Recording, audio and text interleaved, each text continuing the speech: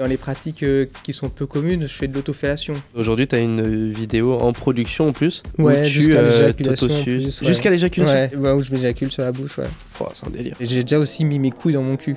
Tes propres couilles dans ton propre cul. Voilà, c'est ça. Avec le ball stretcher, ça fait comme une bite, quoi. Et je l'ai baisé avec les couilles. Enfin, j'ai entendu texto, hein, on me l'a dit comme ça, mais que, en gros, je colporte les maladies des gays chez les hétéros, quoi. Tu connais d'ailleurs ton propre compteur? C'est au moins un nombre à 4 chiffres. Salut tout le monde, on se retrouve aujourd'hui pour une nouvelle interview avec Dorian, un créateur de contenu pour adultes, mais aussi acteur X, plutôt basé sur le bi, mais également le pan. Je te laisse te présenter, tout simplement. Oui, bah en fait je dis que souvent que je suis bisexuel parce que c'est plus simple à dire, ça parle plus aux gens. Mais en vrai, je me définirais plutôt comme pansexuel dans le sens où je fais pas de distinction en fait le genre de mes partenaires n'est pas un critère en soi. Et que du coup, je peux être attiré par des hommes, des femmes, des personnes non binaires, mais c'est pas parce que c'est un homme ou c'est une femme que je vais être attiré, c'est plus par rapport à la personne. Et finalement, que ce soit un homme, une femme ou quel que soit son genre, finalement, je m'en fous. D'accord. Du moment qu'il y a une alchimie entre nous deux. Ouais, peu importe que ce soit un homme ou une femme, si tu peux être attiré par cette personne, par son...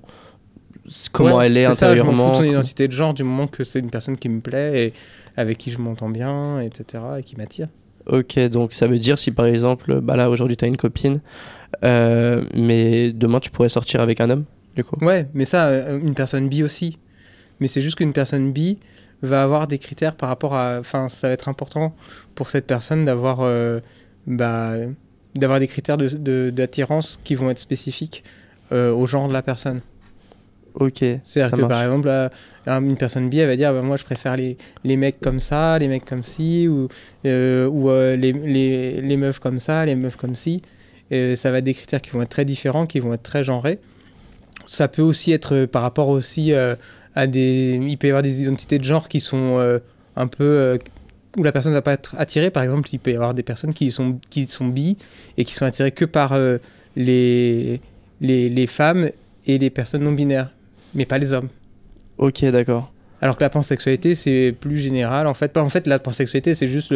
c'est un non-sujet, en fait. Le genre de la personne est un non-sujet. Comment tu t'es découvert pansexuel ? Ça s'est fait tout seul. En fait, au début, je connaissais pas du tout le terme, donc c'est pour ça que j'ai beaucoup cherché communiqué sur la bisexualité au début. Ok. Et puis en fait, un jour, en regardant un petit peu les définitions des LGBTQIA+, j'ai lu la définition de la pansexualité et puis je me suis retrouvé dedans. En fait, je me suis dit, en fait, c'est vraiment ça, c'est vraiment ce qui me définit le mieux. Ok, intéressant. Du coup, présente-toi rapidement, qui tu es, qu'est-ce que tu fais dans la vie, t'as quel âge, etc.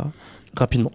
Ok, alors très rapidement, je m'appelle Dorian Marguet, j'ai 42 ans et je suis acteur porno depuis 2010.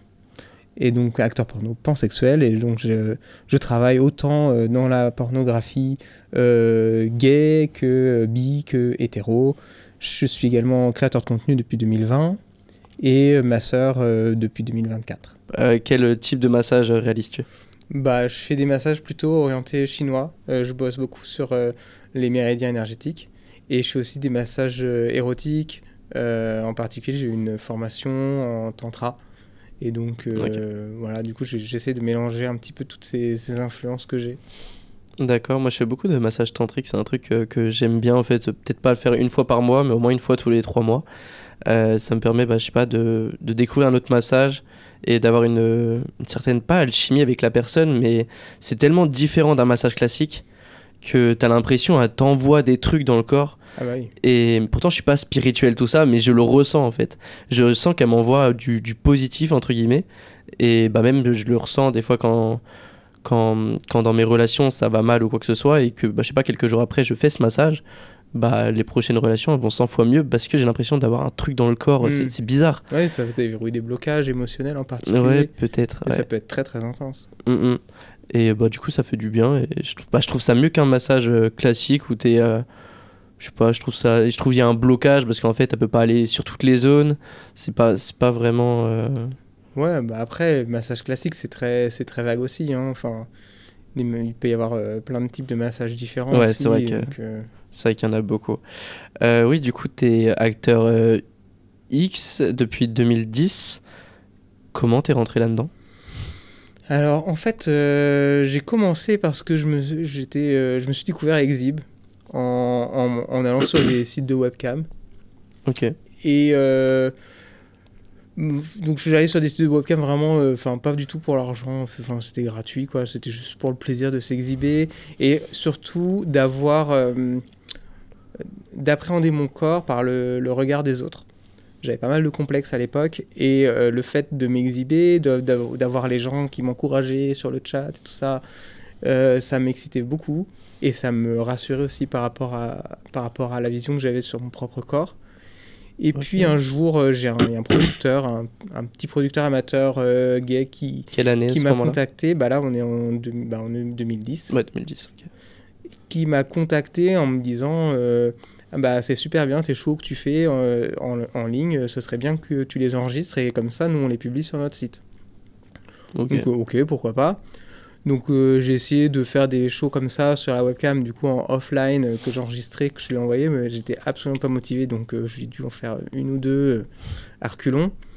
Et du coup, en voyant que ça marchait pas trop, il m'a proposé, si tu veux, tu viens chez nous, j'ai un studio et je peux te filmer. Donc pour une vidéo en solo et tout, tu te masturbes comme tu fais sur ta webcam, sauf que bah là tu viens pour ça et à l'époque c'était pas un truc rémunéré, on était payé en fait à l'époque, c'était les gens achetaient la vidéo avec un code Allopass et on récupère un pourcentage, donc le tournage n'était pas rémunéré, on était rémunéré sur les ventes. Ok. Et c'était un peu OnlyFans avant l'heure en fait. Ouais, c'est ça, ouais. Mais c'est un site qui n'a pas du tout marché. Et c'était pas la bonne époque. Ouais, voilà, c'est trop tôt encore.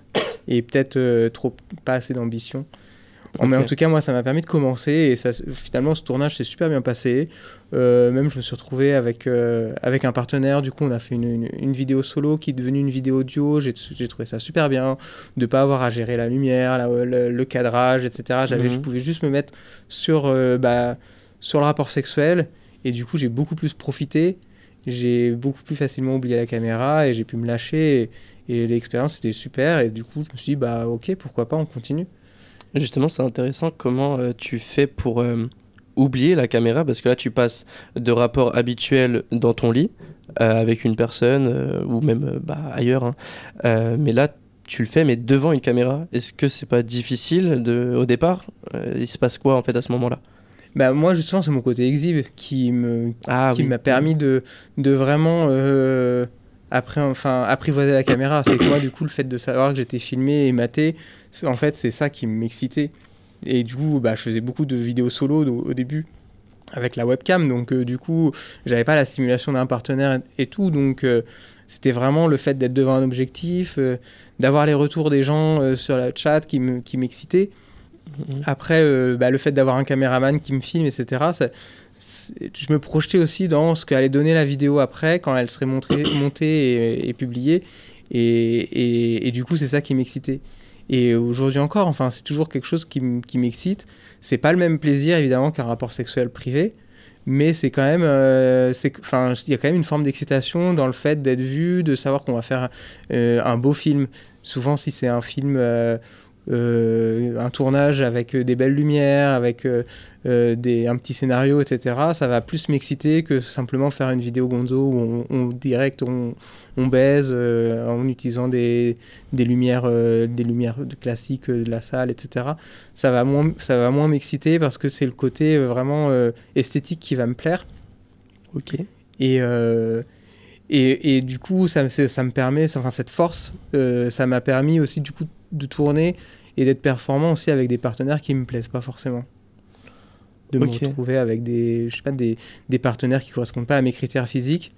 Je vais quand même faire la scène parce que j'ai quand même réussi à bander, etc. Parce que je vais pas me focaliser sur l'expérience sexuelle, mais plus sur le côté, la performance, le côté... acteur quoi et je trouve ça de la dingue. Création artistique. Je trouve ça dingue du coup d'arriver à avoir une érection sur quelqu'un qui te plaît pas forcément du coup. Ouais. Comme tu as dit, ça c'est vraiment dingue parce que moi je suis pas acteur du tout, je suis juste créateur sur les plateformes et justement faut que j'ai une personne en face de moi qui me plaise à 100%. même que j'ai une alchimie avec, sinon je peux pas tourner avec, j'arrive pas à avoir une érection s'il y a ça, tu vois. Donc je trouve ça hyper dingue d'avoir cette érection entre guillemets facile. Voilà. Donc du coup c'est un domaine, c'est le domaine du X. T'as évolué, je suppose. Comment ça s'est passé au fur et à mesure du temps, du coup? Ouais. Donc après ces sites-là que tu m'as dit juste avant. Bah justement, du coup, j'ai évolué en fait dans des productions de plus en plus pro, on va dire. Donc, Ok. là, on parle d'octobre 2010. Après, début 2011, j'ai commencé à prendre contact avec une prod qui était toujours un peu amateur, mais qui au moins rémunérait sur les tournages. Pas beaucoup, mais un petit peu quand même. Donc pour moi, c'était la révolution. Et puis, de fil en aiguille, je me suis retrouvé... Rémunération, est-ce qu'on peut en parler? Oui, on peut. Oui. C'était quoi les prix à cette époque-là? J'étais payé 80 € la scène. Ah non, comparé aujourd'hui, c'est pas grand-chose du coup? Bah, je sais pas comment c'est encore si c'est toujours le cas aujourd'hui. Ça se trouve, peut-être que cette prod paye toujours pareil, j'en sais rien. Okay. Mais ouais, c'était pas beaucoup. 80 € la scène, c'est vrai que ça fait... Bah, tu peux pas vraiment en vivre en fait. Non, mais à l'époque, j'avais un autre boulot quand même à côté. Ok. Donc je faisais vraiment pas ça pour l'argent, je faisais ça pour le fun. Et puis parce que justement, par rapport à mon autre métier, je trouvais que ça avait un côté où ça me faisait décompresser. C'était quoi ton métier à côté? J'étais informaticien. Ah oui, donc ouais, du coup, ça me donnait vraiment... Enfin, pour moi, c'était vraiment l'opposé, en fait. Parce que j'étais toute la journée assis derrière un ordinateur, de fatigue nerveuse devant un écran et tout ça, à pas pouvoir parler avec les gens. Et là, du coup, avec le porno, du coup, c'est un métier plus physique. Ouais. On voyage, on rencontre des gens. Il y a vraiment un côté humain qui est super intéressant. Et moi, c'était cette complémentarité qui m'a beaucoup plu et qui a fait que jusqu'en 2016, j'ai gardé ces deux métiers en parallèle. En gros, la semaine, j'étais informaticien et le week-end, j'étais acteur porno, quoi. Et ça s'est su à ton travail à ce moment-là ou pas du tout? C'était assez surprenant parce que même après, quand j'ai tourné pour des grosses prods comme des films pour Canal+ ou quoi, ça s'est jamais su. Et ils l'ont su en fait après que je sois parti. Où j'ai été diffusé sur un projet Canal+, mais qui n'était pas porno. C'était une émission, ça s'appelle Crac Crac de Monsieur Poulpe. Et les noms. Et en fait, on simulait une scène porno où des humoristes nous chuchotaient à l'oreillette des répliques à la con, complètement absurdes. Et moi, je me souviens, j'étais déguisé en D'Artagnan.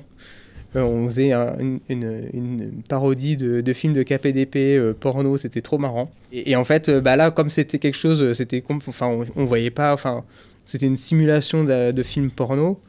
Et donc ça a été diffusé sur Canal+ en prime time, un truc à 22h, un truc comme ça, alors que les pornos c'est après minuit. Donc ça a été vu par beaucoup plus de gens. Ouais, mais à 22h, il n'y a pas des enfants à 22h? Non, non, mais fait, comme c'est pas du porno, c'est... Ah oui. C'était autorisé. Oui, c'est vrai, oui. C'était autorisé. Je crois que c'était peut-être moins de 16 ou moins de 14. Ah, ok. Et du coup, là, les gens, ils m'ont reconnu. Et malgré mon costume de mousquetaire.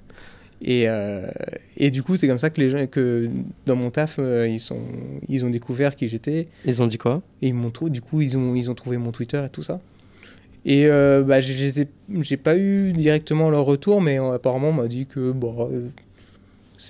ils étaient contents que je trouve une activité dans laquelle je m'émancipe, quoi. T'étais quelqu'un de comment, justement, à ce moment-là? T'étais quelqu'un de timide, réservé, introverti?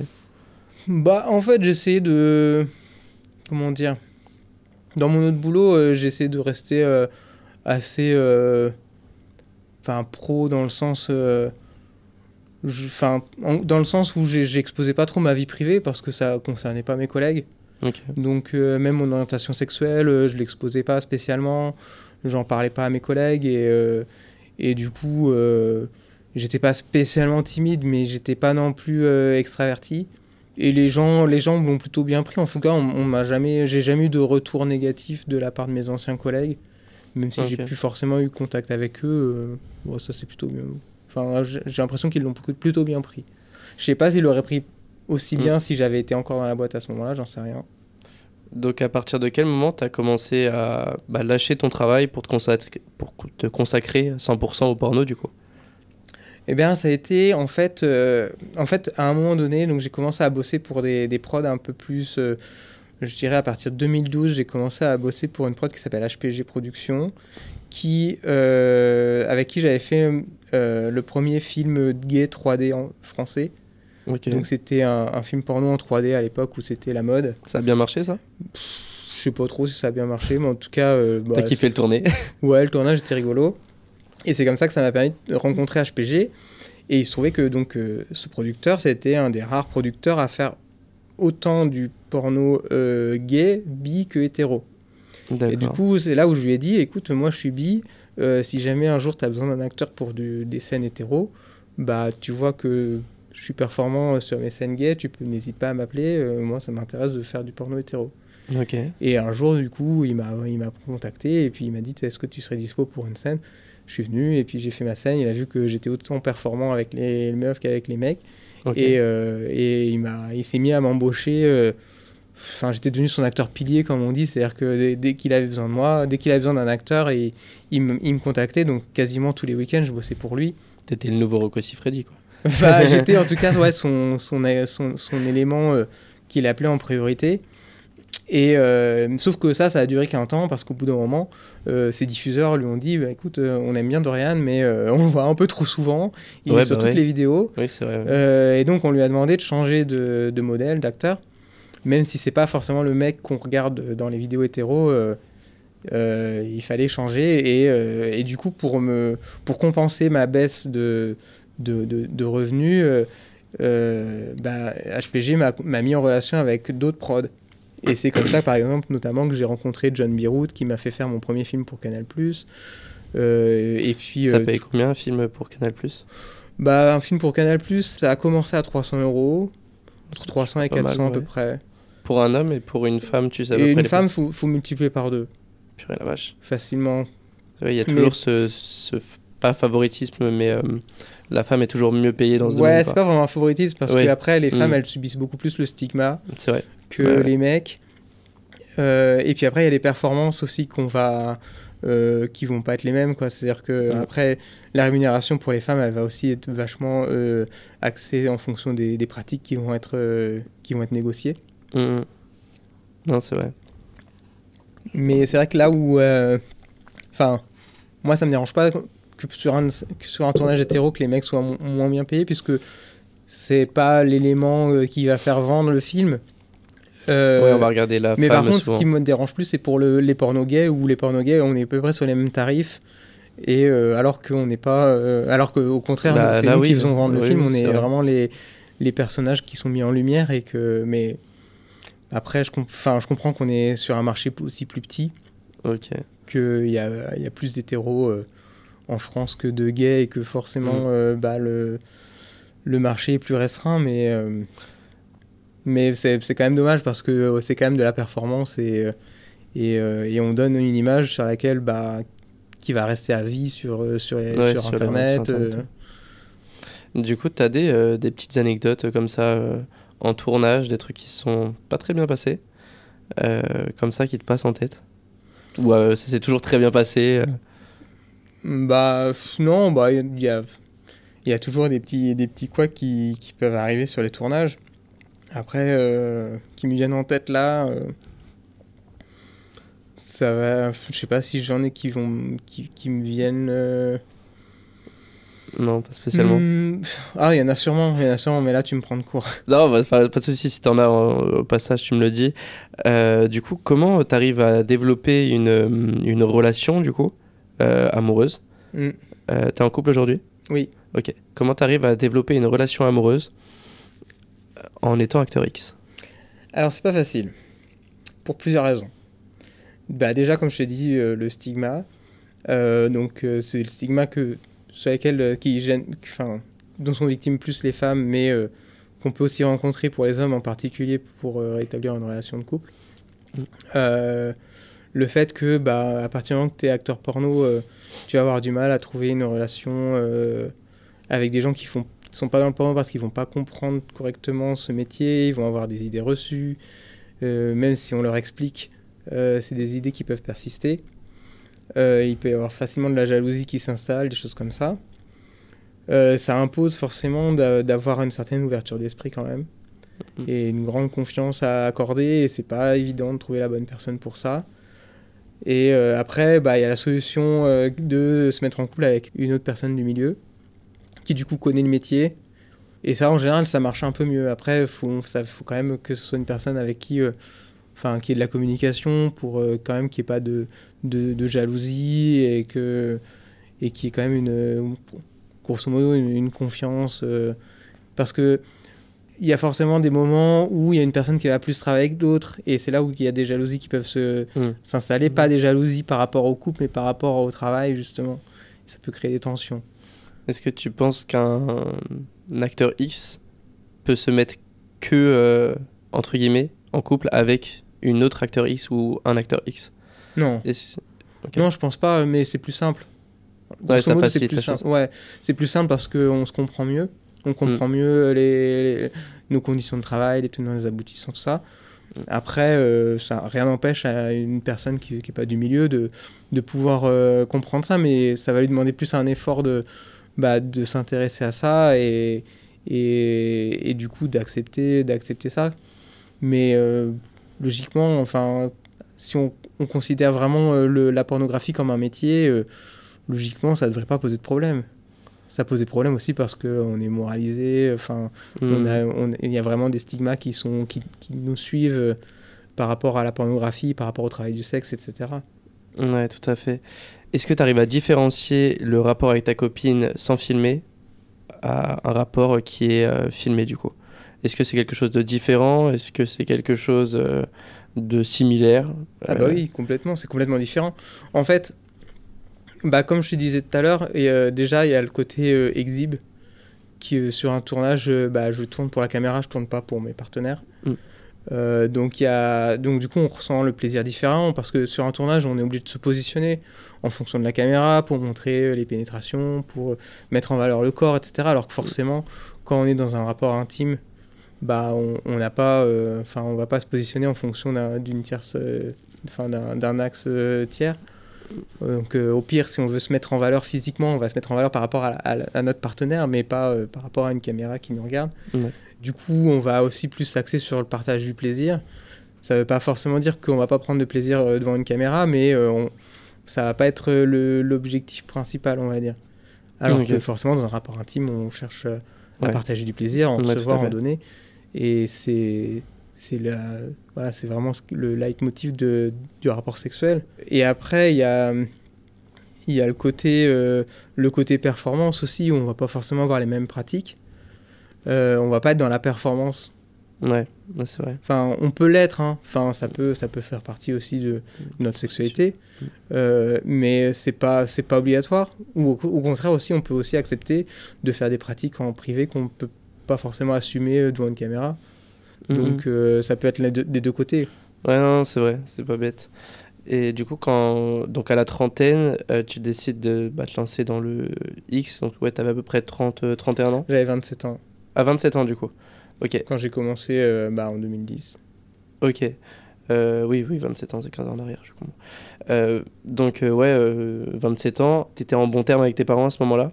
Comment ça s'est passé? Oui, j'étais en bon terme. Et du coup, ils ont réagi comment par rapport à ta sexualité et aussi le X qui est intervenu au même moment, enfin à peu près au même moment?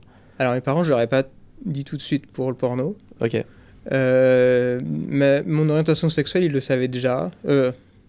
Si, à ce moment-là, ils le savaient tous les deux. Donc là-dessus, je l'avais déjà fait mon coming out par rapport à la bisexualité. Ils ont réagi comment? Bien. Ils ont pas... Ouais, ils ont pas trop cherché. Ouais, non, ils ont respecté, ils ont pas fait de jugement, quoi, c'est ça que je veux dire. Donc c'est plutôt positif. Non, par contre, j'ai eu plus de mal pour parler de mon métier, parce que, déjà, à la base, vu que c'était pas mon activité principale, c'était beaucoup plus facile de le cacher, de parler de mon autre boulot. Okay. Ça est devenu un peu compliqué en 2016, quand j'ai commencé à faire que ça. Là, du coup, j'ai commencé à leur mentir en leur disant que je continuais à être informaticien, mais en freelance. Ouais. Alors que pas forcément. Plus du tout. Tu vivais chez eux à ce moment-là? Non, j'étais indépendant depuis longtemps déjà. Okay. je vivais plus chez eux depuis que j'étais étudiant. Et en fait, j'ai commencé à le dire à mon frère, mon petit frère. Ça a été le premier à qui je l'ai dit. Il avait quel âge à ce moment-là, du coup? Je sais plus. Faut que je remonte. Vous avez combien d'années d'écart? On a 8 ans d'écart. Ouais, donc il avait environ presque la vingtaine, quoi. Bah non, parce que j'ai dit assez tardivement. Ah oui, d'accord, ok. Je me demande même si c'était pas après le Covid, donc ça devait être en quelque chose genre 2021 ou 2022, un truc comme ça. Ah oui, donc ouais. Donc c'est vraiment très tardivement. Ouais, donc ah oui, carrément, tu l'as avoué que Eh ouais. 10 ans, enfin en plus, alors du coup en fait je lui avais dit, on était en train de, c'était pour mon anniversaire, on avait déjeuné dans un resto. Et en gros, donc je lui expliquais, je sais plus, dans un détour de conversation, que, vous voyez, en fait, je fais des films porno et tout. Et ce qui m'a surpris, c'est que lui, il m'a dit qu'il savait. Et là, je ne m'attendais pas à ça. Il a déjà vu, quoi. Et donc, en fait, il m'avait vu sur des films de Jackie et Michel, enfin sur une vidéo de Jackie et Michel. Et ce qu'il n'avait pas compris, c'est que c'était vraiment mon métier, que c'était pas juste un délire comme ça. Ah oui, d'accord. Ouais. Parce que c'est vrai que sur Jackie et Michel, on fait croire que c'est des amateurs qui réalisent des fantasmes, etc. Mais c'est des professionnels. Et je lui dis, bah non, en fait, c'est mon taf à plein temps. J'ai gagné des récompenses. T'as gagné quelle récompense? J'ai fait des tournages pour Canal+, tout ça. Bah, je t'en ai parlé tout à l'heure, c'est les Pink X Awards. Ouais, je sais plus si on filmait à ce moment-là. Ah oui, pardon. Ouais, non, je crois qu'on filmait pas. Genre, tu m'en as parlé avant l'interview, donc c'était Pink. Ouais, j'ai gagné les Pink X Gay Video Awards. Ok. Qui sont des récompenses qui récompensent le porno français, porno gay français. Et après, j'étais nominé dans plein d'autres cérémonies comme les Prowler Awards, les Grabbies, les XBs, les AVN. AVN, je crois, Manuel Ferrara, il en a fait un. Il en a eu, je crois. Oui, c'est un peu les Oscars du porno américain, en fait. C'est la plus grosse cérémonie en Amérique qui a lieu à Las Vegas. Les Grabbies, ça a été créé assez récemment, non? Alors, les Grabbies, ça existe depuis un certain temps aux États-Unis. Ok. Et ça fait 3 ou 4 ans, je crois, que ça existe en Europe. Et c'était en fait les organisateurs des Prowler Awards qui organisaient ça à Londres à l'époque, qui ont repris le nom, la marque des Grabbies pour en faire les Grabbies Europe à Torremolinos en Espagne. Ok. Mais grosso modo, enfin, c'est plus ou moins la même chose. Enfin, c'est les mêmes organisateurs, donc on retrouve à peu près la même organisation que les Prowlers. C'est juste que derrière, en fait, alors que les Prowlers, c'était juste une cérémonie de récompense. Dans les Grabbies, ils ont essayé de faire un truc un peu plus sur plusieurs jours, avec des soirées, un hôtel qui est complètement privatisé pour pouvoir permettre aux créateurs de contenu de faire du contenu, etc. Donc c'est un truc, ça va un peu plus loin que juste une cérémonie de récompense. Ok. Je crois que j'avais déjà vu ça, genre quelqu'un qui avait une production qui avait réservé tout un hôtel pour tourner dans l'hôtel et ils se sont fait virer parce qu'en fait ils avaient tourné dans l'hôtel, ils n'avaient pas forcément le droit de faire ça. Ah ouais. Là, ils étaient venus avec plein de meufs, je crois. Je sais plus c'était quoi l'histoire, mais je crois que c'était un truc comme ça. Donc c'est marrant. Du coup, toi, tu es aussi passif? Tu fais les deux, actif, passif? Ok. Est-ce que tu as une préférence déjà envers les deux ou pas forcément? Non, j'aime bien varier les plaisirs. Ok, d'accord. Donc tu es libre à tout. Ouais. Ok. Est-ce que du coup, tu as des anecdotes un peu quand... sur des tournages avec ta copine ou n'importe, quand t'es passif du coup? Est-ce qu'il y a des choses qui sortent de l'ordinaire, que tu dis ça à une personne qui fait qui a une sexualité normale, il ken juste sa copine simplement? Est-ce que t'as une anecdote qui peut être pour certains pas étrange mais un petit peu quoi? Parce que peut-être que pour toi ça va être normal mais je sais pas, par exemple on en a déjà parlé avec ta copine, mais du God ceinture, qui est pas commun. Bah c'est pas si rare que ça en fait. Le pegging, c'est quand même une activité qui est quand même de plus en plus visibilisée, je trouve.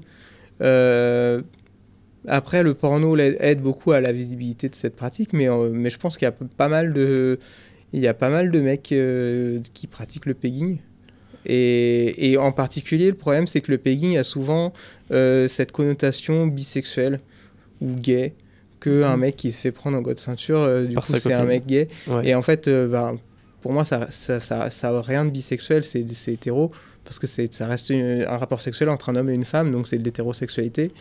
Moi, je pratique le pegging, je suis bi, ok, mais du coup, ça reste mon côté hétéro, quoi. Ok.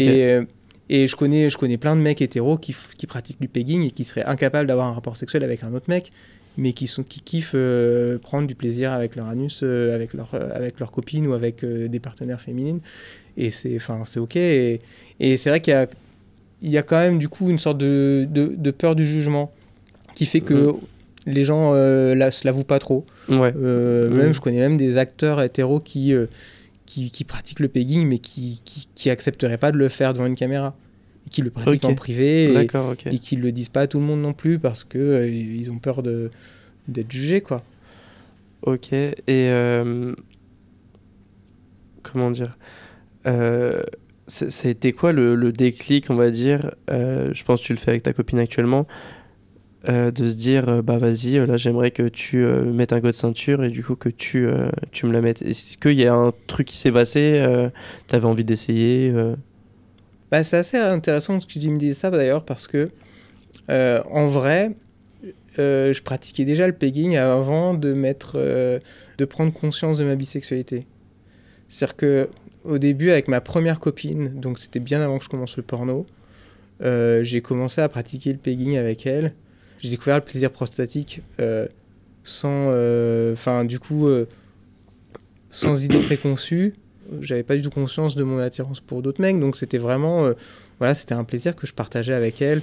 Okay. Et que je cherchais pas forcément à le fétichiser comme étant une pratique gay ou je ne sais quoi.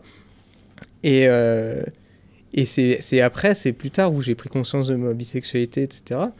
Mais ça n'avait pas été quelque chose... j'avais pas forcément fait un rapprochement quelconque. Pour moi, c'est une pratique... pour moi, les hétéros ont le droit aussi de jouer du cul, quoi. Ça a rien de... ok, je vois ce que tu veux dire. Et c'est vrai que... le déclic, je sais pas comment j'en suis venu à ça. Je crois que j'avais lu des articles qui parlaient de l'orgasme prostatique et j'avais été curieux. Du coup, je vais tester. Ouais, je crois que comme pas mal de mecs, j'ai dû commencer à m'enfoncer un stylo pour trouver ma prostate. Et puis après, ça a dû switcher sur des jeux avec ma copine à ce moment-là. Et puis on en est venu à acheter un god ceinture. Et puis on a trouvé ça fun et voilà. Ok, mais du coup, sans aucun jugement toujours, quand tu sais, il y a souvent le côté dominant pour l'homme et soumission un peu pour la femme. Bon, je sais que c'est très classique, mais j'abrège. Quand tu passes, du coup, à du pegging, ça s'appelle. Ouais. On va dire que l'homme est en doggy principalement, et du coup, la femme est derrière, en position pour le prendre. Est-ce que ça fait pas une perte de masculinité, c'est pas ça que je veux dire, mais t'as ce truc en mode je me fais dominer, du coup je suis plus le dominant, je suis le dominé. Oui, en fait c'est pas vraiment la position, c'est plutôt la pénétration qui fait ça. C'est qu'on est sur des codes de genre où le fait d'être pénétré c'est un acte de soumission, ça représente un peu la féminité, et que la masculinité au contraire c'est le pénétrant. Moi je suis pas trop d'accord avec ces codes là, et je trouve que c'est très réducteur. Une femme a tout autant le droit de dominer un homme. Et c'est pas un acte de soumission de se faire pénétrer. Et que du coup, ça m'arrive autant d'être avec par exemple des mecs passifs qu'on appelle des power bottom, qui sont donc qui sont passifs, mais c'est eux qui gèrent le mouvement, c'est eux qui gèrent oui, je crois que l'acte, quoi. C'est eux qui dominent l'actif. Voilà, mais vu qu'il y a la pénétration, aussi. Vu qu'il y a la pénétration, on va dire c'est l'actif qui domine le passif. C'est ça que tu veux dire? Bah non, justement, là c'est le passif qui domine l'actif, et pourtant c'est lui qui se fait pénétrer. Oui, mais ce que les gens, disent, c'est... Oui, c'est le cliché. Vu qu'il y a la pénétration, c'est l'actif pour les gens. Mais ça, c'est une pensée qui est très, hétéronormée, patriarcale, qui donne cette impression-là. Mais c'est pareil, tu peux très bien avoir un acte avec une femme dominatrice qui te domine et tout en se faisant pénétrer par ton pénis, et ça l'empêche pas de dominer quand même. Même s'il y a pas mal de dominats qui refusent de se faire pénétrer, justement à cause de cette symbolique. Mais en fait, mais moi je trouve que c'est très réducteur justement de remettre en cause tout l'aspect domination juste parce que par le fait d'être pénétré ou non. Du coup, tu as l'air d'avoir fait plein de choses, énormément. Est-ce que tu as déjà pratiqué du coup le BDSM? Je suppose que oui. Un petit peu, ouais. C'est une catégorie que tu pratiques avec des hommes et des femmes ou plus Ouais, après, ça a jamais... le BDSM, c'est quelque chose de très large. Ouais, Il faudrait même que tu me définisses ce que tu entends par BDSM exactement. Je voyais style maître soumise, quoi. Oui, avec attache. Ouais, ça, c'est des jeux que je fais souvent, que ce soit même devant la caméra ou hors caméra. Mais du coup, là aussi, autant je suis versatile sur les pénétrations, autant je suis aussi très switch sur les rapports de domination. Je peux être dominant, dominé, parfois même peu importe que ce soit avec une femme et un homme. Ah ouais, bah oui, ça okay. C'est mon côté pan, c'est que je fais pas de distinction. Ok, mais c'est hyper intéressant. Et comment t'expliques ça, du coup, à quelqu'un qui connaît pas grand-chose, que tu peux te faire dominer, pas que par l'acte, mais par le côté BDSM, comme on disait, par une femme, du coup. Et que tu peux, par exemple, qu'une femme peut te fouetter, t'en as déjà fait des trucs comme ça? Oui. Ok. Et comment tu l'expliques à quelqu'un qui connaît rien dans tout ça, que c'est possible de faire ça? J'ai posé une question bizarre. Je sais pas comment la tourner.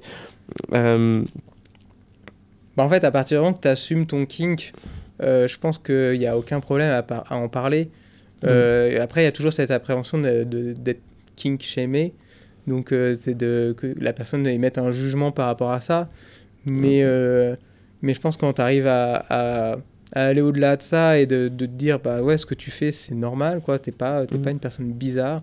Et oui, de toute façon, tu t'assumes. Voilà, tu assumes le truc et du coup, tu en parles. Et puis, si la personne, ça lui convient pas, tant pis pour elle, mais ça remet pas en cause le fait que toi, tu kiffes. Donc, quand ça m'arrive de parler de mes pratiques BDSM à d'autres personnes, évidemment, je vais peut-être pas lui dire de but en blanc parce que je veux pas non plus la choquer. Mais je vais amener le sujet pour voir un petit peu son degré d'ouverture d'esprit. Mais voilà, je vais pas forcément le cacher. Ok, aujourd'hui, tu es ouvert avec ta copine, je pense. Ouais. Tu peux aller coucher avec d'autres hommes ou d'autres femmes. Ouais. Et du coup, quelles sont les pratiques que tu aimes bien faire, du coup, avec d'autres personnes? C'est à peu près les mêmes qu'avec ta copine actuellement ou c'est d'autres pratiques Je sais pas, je me donne pas forcément de limites spécifiques. Ok. Surtout qu'en plus, on est dans un rapport aussi qui est plutôt polyamoureux, donc on se donne même pas de limite au niveau émotionnel et sentimental, donc on reste vraiment libre, on se fait confiance. Après, c'est sûr que elle étant une femme cis, une femme cis, c'est-à-dire qu'elle est cisgenre, c'est-à-dire que c'est une personne à vulve. Et donc, forcément, elle n'a pas de pénis. Donc, même si elle peut mettre un god ceinture, ça remplacera jamais non plus un vrai pénis. Donc, éventuellement, ça peut être ça aussi qui peut... si j'ai envie de sucer une bite ou de me faire prendre par une bite, je vais peut-être plus facilement m'orienter vers une vraie bite. Ouais, voilà, une personne à pénis. Parce que ça veut dire que tu as déjà pépon, un god ceinture que ta copine ou une meuf portait tout simplement. Oui, ça j'ai déjà fait.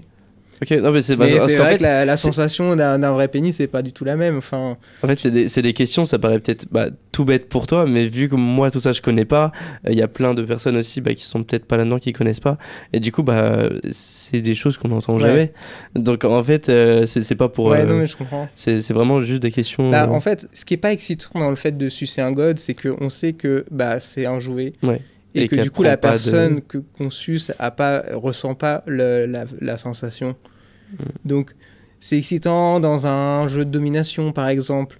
Mais c'est sûr que quand tu suces une bite et que tu la sens se mettre en érection dans ta bouche, etc., ça doit être autre chose. C'est excitant parce que tu ressens que tu fais plaisir à l'autre, que tu excites ton partenaire. Et donc, du coup, bah, il y a ce côté excitant-là. Mais c'est pareil pour un clito. Enfin, quand tu fais un cuni et que tu sens le clito se gonfler, bah, c'est excitant aussi, en fait. Ouais. Mais c'est vrai que, du coup, bah, sucer un god, bah, tu ressens pas ça. Ok, t'as déjà fait du coup des orgies, enfin pas forcément des orgies, mais t'en as déjà fait plusieurs du coup? Oh oui. Comment ça, oh oui? Oh oui, bah ça, j'en ai Une fait centaine. plein. Non, mais j'ai fait, enfin, la plus grosse, la plus grosse partouze que j'ai faite, c'était c'était génial parce qu'en plus, c'était le 14 juillet. On avait vu sur la Tour Eiffel avec le feu d'artifice et tout. Trop Et on bien. était 200 mecs dans un appart. 200 mecs. Ouais. Et t'as tourné avec tous les mecs. Peut-être pas, non. Mais ouais, Ah ouais, ça se donc, mélangeait pas mal et c'est- c'était vraiment. c'est le très moment chaud où le body count augmente.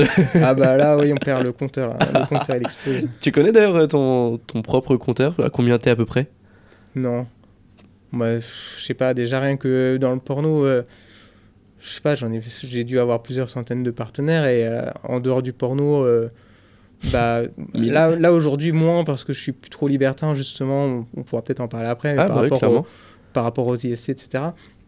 Mais avant que je fasse du porno de manière pro, j'étais déjà pas mal libertin.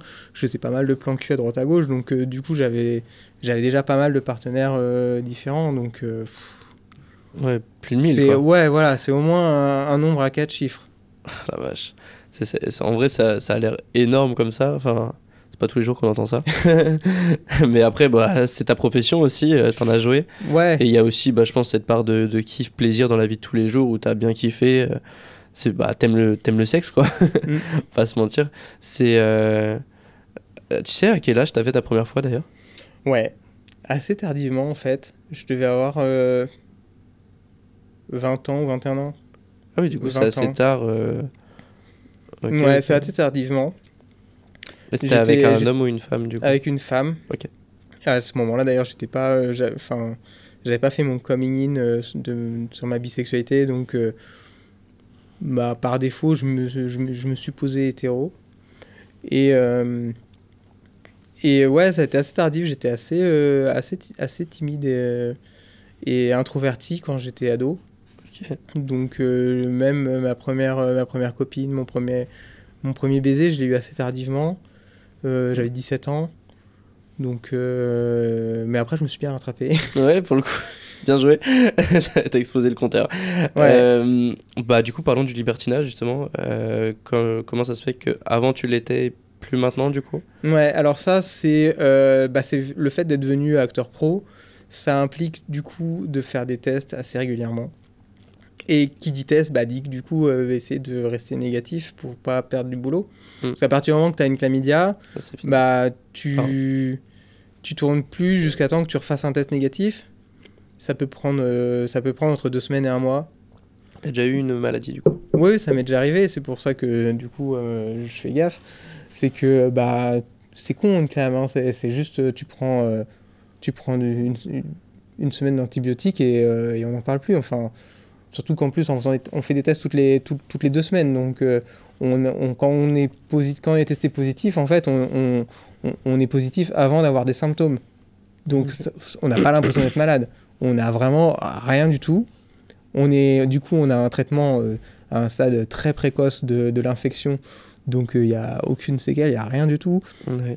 Donc, c'est vraiment bénin. Sauf que par rapport à l'image après qu'on renvoie à la profession, donc non seulement on perd du boulot pendant potentiellement 1 mois, mais en plus, derrière, on nous regarde en disant le mec ou la meuf, elle baise à droite à gauche. Ouais. Et c'est assez bizarre que dans le porno, pourtant, on pourrait se dire, on est des coquins, c'est normal, quoi. Mais non, en fait, il y a quand même un jugement qui est fait là-dessus. Ça a toujours été très à cheval là-dessus sur les IST depuis que tu as commencé les films, où il y a eu des moments... En fait, c'est devenu plus exigeant quand il y a eu un cas de VIH en Espagne. C'était quand? En 2018 ou 2019, je sais plus. 2019, je crois. Ouais, en 2019, il y a eu un cas comme ça, un cas de VIH. qui fait que il y a eu un moratoire dans toute la profession porno en Europe qui a duré facilement 2 mois.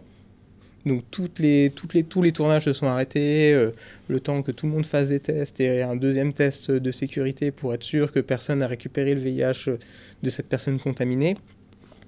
Et du coup, ça a fait tellement peur à tout le monde que avant, on avait des tests toutes les 3 semaines, 1 mois à peu près. Et là, ça s'est durci et il fallait absolument 14 jours, c'était la limite pour pouvoir tourner. Et la liste des IST à tester s'est aussi allongée. Avant, on avait c'était surtout le VIH qui était demandé. Après, il y a eu chlamydia, gonorrhée, syphilis qui se sont ajoutés. Et là, même pendant cette période-là, il fallait même faire des tests de VIH PCR qui sont pas remboursés en France, donc du coup qui ont été assez... ça n'a pas duré longtemps parce que les producteurs en ont eu marre de payer. Et on est revenu aux tests de sérologie classique, quoi. Ok. Mais ouais, ça a été un petit peu la partie où les gens ont pris conscience qu'il y avait des risques potentiels. Il y a des acteurs porno qui, par exemple, sont libertins et l'assument complètement. Et ils n'ont pas eu les mêmes problèmes que moi par rapport à ça. Parce que je pense aussi qu'il y a pas mal de biphobie dans la profession, en particulier dans le porno hétéro. Ok. Et, par rapport à qui les gens en général ou les producteurs Les producteurs, certains acteurs et pas mal d'actrices aussi. D'accord. Qui du coup voient d'un mauvais œil justement les hommes bi. Vous sous-estimez entre guillemets? Non, pas nous sous... Alors, ouais, enfin, ça dépend ce que tu appelles sous-estimer, mais disons qu'en fait, il y a 2 cas de figure surtout que j'ai repéré. C'est que d'un côté, il y a le côté risque des maladies. Ah ouais, le mec, il baise avec des mecs. Donc, il est plus susceptible de choper des maladies parce que dans leur tête, les gays sont des nids à IST et que, en fait, du coup, moi, j'ai entendu texto, hein, on me l'a dit comme ça, mais que, en gros, je colporte les maladies des gays chez les hétéros, quoi. Ah ouais, c'est quelque chose qu'on t'a... Ouais, donc c'est assez violent. Qu'un acteur t'a dit, du coup? C'était une actrice. Actrice. Ouais, c'est pas cool, quoi. Et ouais, c'est vraiment... déjà, c'est faux. Et puis, c'est violent. Et c'est clairement... C'est un propos qui est biphobe.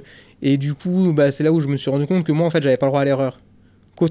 Qu'un mec qui va au club libertin tous les week-ends, s'il chope une petite gono, c'est pas grave. Par contre, moi, comme je suis bi... forcément, c'est parce que j'ai été sucer un mec ou un truc comme ça, ouais, dans une backroom, et donc du coup, c'est que c'est forcément à cause de ma bisexualité. Et alors que j'aurais pu très bien l'attraper aussi sur tournage. Hein. Oui, parce forcément. Que, on fait des tests, mais les tests, c'est pas non plus le risque zéro. Hein. On peut très bien choper une IST le jour de notre prélèvement, et du coup, elle va pas être détectée. Et par contre, le jour du tournage, 10 jours plus tard, elle va être déclarée, on est contaminé, et on est contagieux, et on le refile à tout le monde. Ok, donc c'est pour ça que t'es plus trop libertin. C'est pour ça que du coup je fais super attention et que je sais que j'ai pas le droit à l'erreur, que le moindre truc positif, je vais te pointer du doigt comme un pestiféré. C'est aussi une peur, je pense, pour ta copine. Comment ça? T'as une copine, donc le libertinage, ça peut ramener des maladies, comme t'as dit, les maladies, donc ça peut... Oui, c'est ça, c'est sûr ça en que... fait partie. Après, oui, mais ça, c'est pour tous les libertins, même ceux qui sont pas de porno, en fait, oui. À partir du moment que t'es en couple et que t'as des partenaires, entre guillemets, extra-conjugaux, tu dois faire attention par rapport à ton partenaire ou ta partenaire principale. Après, il y a un autre élément sur la biphobie qui est plus de l'ordre de l'image de la virilité, comme on en parlait tout à l'heure. Ouais. Que du coup, un mec bi, c'est pas, ça donne pas une image virile. Ça rentre pas dans les modèles de la masculinité, on va dire. Et donc, ça m'a fait perdre des tournages, ça m'a fait des prods qui me boycottent à cause de ça, parce qu'ils veulent pas mélanger un mec qui se prend des bites dans le cul et puis en même temps faire du porno mainstream, hétéro. Pour eux, ça renvoie pas leur image. Je vais pas te donner les noms des prods, mais c'est des prods connus. C'est pas le but d'éteindre qui que ce soit. Mais... Et ouais, et puis j'ai déjà eu des actrices même qui qui avaient honte de poster des vidéos de selfies avec moi sur des tournages parce qu'ils avaient des retours de fans de leurs fans qui trouvaient que c'était dégradant pour elles de tourner avec un mec qui suce d'autres mecs et qui tourne ensuite avec elles. Ça, c'est encore aujourd'hui. Enfin, moi, c'est plus sur Mimi OnlyFans, du coup. J'ai déjà fait une scène, entre guillemets, bi, donc avec moi, une meuf et 2 mecs, dont Stallion Fabio et son copain Tony Silver, que tu connais, je pense. La meuf, donc Switch, quand elle a posé la vidéo sur ses plateformes, elle s'est fait insulter de tous les coins parce qu'il y avait 2 mecs bi dans la vidéo. Alors qu'elle les suçait juste, il n'y avait rien de... Elle suçait juste les mecs, mais on ne voyait pas dans la vidéo. Enfin, si, on la voyait, mais du coup, elle a cut ces parties-là. Mais vu que ses abonnés savent que Fabio et Tony sont gays, c'était hyper mal vu et elle s'est fait, du coup, entre guillemets, lyncher. Donc ça, c'est pas que sur des films X, c'est sur tous les films que tu vas produire. L'hétéro, entre guillemets, masculin, n'aime pas du tout voir un mec bi ou même gay dans une scène, quoi. Ouais. Ça peut... la scène peut perdre de la valeur, en fait. C'est bizarre à dire, mais... parce que le mec n'est pas 100% hétéro. Mais ça, c'est très purement hétéro, ça. Mais malheureusement, du coup, c'est une discrimination qu'on subit après parce qu'on considère que... en fait, il y a une binarité où on se dit une personne, elle est soit hétéro, soit homo. Mais il y a pas mal de personnes qui ont du mal à concevoir la bisexualité. Qu'on puisse être attiré par les deux genres. Et voilà, et c'est pas parce que je baise des mecs que je simule avec une meuf, ou il y a aussi ou l'inverse, il y a aussi des acteurs hétéros qui vont faire des tournages gays c'est... Ouais, je vois tout à fait ce que tu veux dire parce que j'ai posté un Reels, mais hier ou avant-hier, avec, j'ai fait une interview avec, pareil encore, Stallion Fabio. Et du coup, hier, j'ai posté les Reels de cette vidéo. Et il y a un Reels où il dit qu'il a fait sa première fois avec une meuf, mais il est 100% gay. C'était juste pour une scène, pour un tournage. Et il dit, mes abonnés, ils ne comprennent pas que je suis 100% gay. Pour eux, je suis bi. Enfin, dans les commentaires, c'était en mode, pour les abonnés, il est bi. Mais en fait, non, il est bien hétéro, il est même marié avec un homme, il tourne tout le temps avec des hommes, même en dehors, il voit que des hommes. Mais là, juste parce qu'il a fait une scène avec une femme, ses abonnés disent qu'il est bi. Tu vois, il y a aussi ce truc chez les gays t'es soit gay, soit hétéro. Après, ça, c'est aussi un problème sur les réseaux sociaux où les gens pensent être des experts en tout. Mais après, en ce qui concerne les orientations sexuelles, c'est l'autodétermination qui prédomine, quoi. Si la personne elle se considère comme homo, il n'y a pas à la remettre en question son orientation sexuelle, même si ça lui arrive d'avoir des expériences, on va dire, de curieuses, des hétéros curieux ou homo curieux. Ça change pas ton orientation sexuelle, t'as le droit d'avoir des expériences et justement ça montre une ouverture d'esprit, c'est cool, et ça permet aussi peut-être d'affirmer que oui, tu préfères les hommes, mais au moins tu auras essayé, quoi. Et puis ça c'est le problème je trouve, des réseaux sociaux où tout le monde juge tout le monde et c'est assez fou. Est-ce que parce que là je pense qu'on a bientôt fini, ça doit faire quasiment 1 heure, et t'as toujours pas d'anecdote qui t'est un truc incroyable, qui est pas forcément commun, on va dire, que ce soit avec ta copine, une relation que t'as eue, un truc qui s'est passé où tu te dis ça c'était quand même incroyable, j'ai essayé et je regrette pas, quoi. Une anecdote plutôt positive alors? Positive ou même négative, comme tu veux. Si t'as une positive, tu veux sortir une positive, vas-y, go. Ça peut être marrant. Il aurait fallu que je prévoie que... Ouais, je pense, parce que...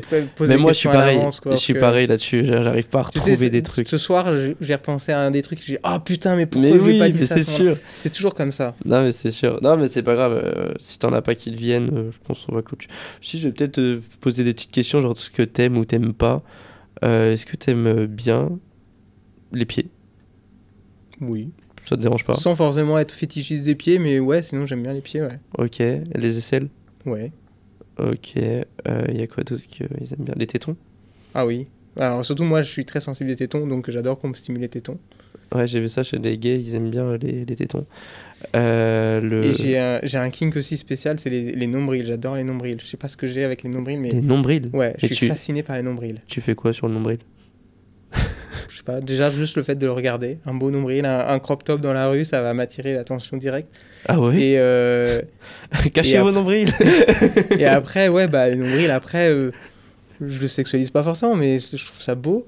Ok. Mais après, même dans un rapport sexuel, oui, j'aime bien jouer avec un nombril, le lécher, lui faire des bisous, lui faire des papouilles. Ok, alors je connaissais pas du tout ça, tu vois, on en apprend tous les jours. Piscine à sperme. Ah oui, c'est vrai que c'est un concept. Ouais, les jacques sur les seins. Ouais. Tu préfères où les jacques, toi? Bah alors ça, c'est meuf. peut-être une déformation professionnelle, mais je préfère sur le visage. Okay. Parce que je trouve ça très beau, le sperme. Ça embellit le visage. Ça l'embellit pas, mais ça le décore. Ça le décore comme des petites guirlandes, quand c'est bien fait. Et ouais, non, je sais pas, c'est joli, le sperme sur le visage. Mais après, c'est peut-être une déformation professionnelle dans le sens où dans le porno, on fait très peu de pénétration interne, vu qu'il faut que ça se voit. Okay. Donc, du coup, les éjaculations sur les tournages, c'est toujours soit... Enfin, pas sur les tournages, mais on va dire dans le privé, ça va être des éjaculations internes dans la chatte, dans le cul, dans la bouche. On va pas forcément voir le sperme jaillir, etc. Et du coup, ce côté visuel, c'est vraiment quelque chose qui m'est venu, je pense, avec le porno. C'est un automatisme où, voilà, à chaque scène, il faut qu'on voie l'éjaculation sortir de la bite pour voir qu'elle n'est pas simulée. Et du coup, ça m'a peut-être un peu formaté là-dedans. Mais ouais, sur le visage, je trouve que c'est très joli. Et dans les deux sens, que ce soit justement... que ce soit moi qui reçoive du sperme sur mon visage ou que ce soit moi qui éjacule sur le visage de quelqu'un, c'est quelque chose que je trouve excitant. Ok. Si, après, dans les pratiques qui sont peu communes, je fais de l'autofellation. Ça, c'est quelque chose... Qui arrive ? Ouais. Arrête. Oh non, j'ai cherché vraiment quelqu'un qui faisait ça. Ah ouais. Mais comment tu fais ? Ah, ça, c'est vraiment un kink, mais ça, c'est quelque chose qui m'excite depuis que je suis ado. Et, mais c'est que t'en as une énorme ? Ou je suis très souple. Ah, ou t'es très souple aussi. Non, mais en plus, ouais, c'est vraiment quelque chose qui fait que j'entretiens ma souplesse. Enfin, c'est ce qui me motive à entretenir ma souplesse, c'est ça. Et mais ce truc-là, ça excite vachement les gays. Sur Mime et OnlyFans, il y en a beaucoup qui me demandent, mais est-ce que tu peux... J'arrive pas. faut se mettre dans des positions et je suis pas souple au niveau des lombaires. C'est pas si dur. Faut juste avoir un entraînement assez mais j'en suis sûr, oui, ça se travaille, quoi. Et tu peux le faire. Parce que le dos, c'est quand même des articulations qui sont assez souples et malléables. Faut juste s'entraîner, travailler, peut-être pas forcément quotidiennement, mais presque, pour assouplir le dos. Et puis quand même on se penche vers l'avant, donc c'est quand même c'est quand même des on maltraite pas trop les articulations parce qu'elles sont faites pour se plier dans ce sens-là. Donc après c'est de la persévérance, quoi. Tu sais, là j'ai le titre de la vidéo YouTube. Il arrive à s'autosucer. Ça va être ça le titre, c'est sûr. Ah, j'attendais une anecdote comme ça, putain, incroyable. Ouais, et j'ai pas beaucoup fait devant la caméra d'ailleurs. J'ai fait une fois pour un film Canal+. En plus, c'était assez terrible. Toi qui voulais ton anecdote. Voilà. Il me donne tout à la fin. Ouais, en fait, c'était c'est une productrice qui s'appelle Anouchka, qui fait des films plutôt engagés, féministes, tout ça. Et qui me contacte pour un film. Elle me dit, voilà, tu m'as dit que tu pouvais t'autosucer. Est-ce que tu voudrais bien me faire une scène d'autofellation pour mon prochain film ? Je dis, écoute, j'ai jamais fait devant une caméra, ça me met un peu la pression. Il dit, mais t'inquiète pas, on te met pas la pression, t'y arrives pas, c'est pas grave, tu te mettras dans les conditions que tu veux, y a pas de souci. Donc je dis, ok. Et puis en fait, quelques semaines avant le tournage, elle me dit, pour le scénario, on aimerait que ce soit, tu étais une sorte de yogi qui t'entraîne, etc. Et on te voit en train de t'autosucer, tout ça, et on aimerait que ce soit dans les bois. Là, je dis, ouais, alors dans les bois, dehors, en plein courant d'air, moi j'ai toujours fait que sur un lit. Donc déjà, le fait de ne pas être sur un matelas, je me dis, mais je vais jamais y arriver. Dur, ouais. Et donc, je lui dis, bon, bah, donc elle me dit encore une fois, ouais, si tu n'y arrives pas, c'est pas grave, au moins essaye. Nous, on fera avec les images, même si tu n'y arrives pas, ce sera déjà beau à voir, quoi. Ok. Je dis, ok. Donc, j'arrive sur le scène, c'est dans les Vosges. Et ce jour-là, en plus, on arrive, il pleuvait, il y avait la brume et tout ça. Oh, je me suis dit, mais c'est pas possible, en plus, il fait froid. Ouais, bah Comment je vais faire? Et donc, bon, j'avais quand même mis une tenue un peu, c'est les leggings moulants, enfin les trucs de ski, quoi. Ouais, Que tu mets en de dessous. ski, ouais, les trucs, les sous-vêtements chauds. Donc, qui me permettent de rester souple sans forcément en me tenant chaud. Et donc, bah, je suis allé dans les bois. Au début, j'étais m'échauffé en faisant un petit footing. Et à un moment donné, je me suis arrêté dans la forêt pour essayer de voir, de faire quelques étirements, commencer à me chauffer et tout ça. Mais dès que j'arrêtais, dès que je me refroidissais, je ressentais que bah, c'était foutu. Et donc, arrive le tournage. Et puis, bah, en fait, le tournage, finalement, j'ai réussi à... Non seulement j'ai réussi à m'auto-sucer, mais en plus, j'ai même réussi à aller plus loin que je n'avais été avant. Comme quoi, tout est dans le mental et que finalement, j'avais tellement envie de le faire et de faire cette vidéo et que de réussir cette performance en vidéo que bah, j'ai même réussi à dépasser mes limites. Et donc aujourd'hui, tu as une vidéo en production en plus. Ouais, jusqu'à l'éjaculation. Jusqu'à l'éjaculation. Ouais. En t'auto-suçant. Où je m'éjacule sur la bouche, ouais. C'est un délire. Donc ça fait un beau souvenir maintenant. Mais surtout, ça doit être dur. En extérieur, dans une forêt. T'as une autre anecdote à me raconter ou pas du tout? Bah, après, ce qu'il y a, c'est que moi, j'essaye toujours de faire des trucs un peu hors du commun, ouais, insolites. J'ai bien marqué. Donc, je t'ai parlé de mes tétons, que j'adorais me stimuler les tétons. J'adore aussi tout ce qui est ball stretching. Donc, Alors, le ball stretching, c'est tout ce qui est jouer avec les couilles, en fait. Ok. Donc, tirer les couilles. Ball stretching, c'est tirer les couilles. Donc, les tiennes, du coup, tu les tires, c'est ça? Ouais, c'est ça. Donc, j'ai des ball stretchers, donc c'est des accessoires un peu comme des cock rings, mais pour les couilles. Donc, ce soit des poids, soit des espèces de tubes pour les étirer et tout ça. Ok. Et donc, ça, j'adore ça. Et ce qui fait que j'ai des couilles qui sont assez endurcies et ça m'a... Et du coup, c'est quelque chose que j'ai testé avec ma copine. Mais ça fait pas mal de tirer les couilles comme ça? Bah, c'est un côté un peu... excitant. Ouais, c'est excitant. En plus, ça a un côté aussi retardant qui permet aussi par exemple, de contrôler son éjaculation.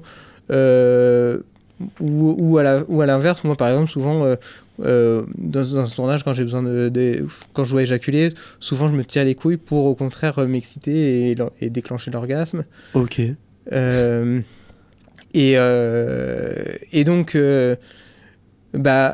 en jouant avec mes couilles avec ma copine, on s'est dit tiens, tu vois, avec le ball stretcher, ça fait quand même ça fait comme une bite, quoi, avec ça fait comme un bouquet de couilles avec les deux boules au bout et tout. Et je me suis dit, ça serait rigolo de mettre ça dans une chatte, quoi. Et du coup on a essayé et je l'ai baisé avec les couilles. Oh, what the fuck, l'anecdote de zinzin. Mais donc c'était assez rigolo parce que j'avais les couilles dans sa chatte et du coup j'avais la queue contre sa vulve et qui frottait contre son clito, donc ça lui faisait une double stimulation vaginale clitoridien.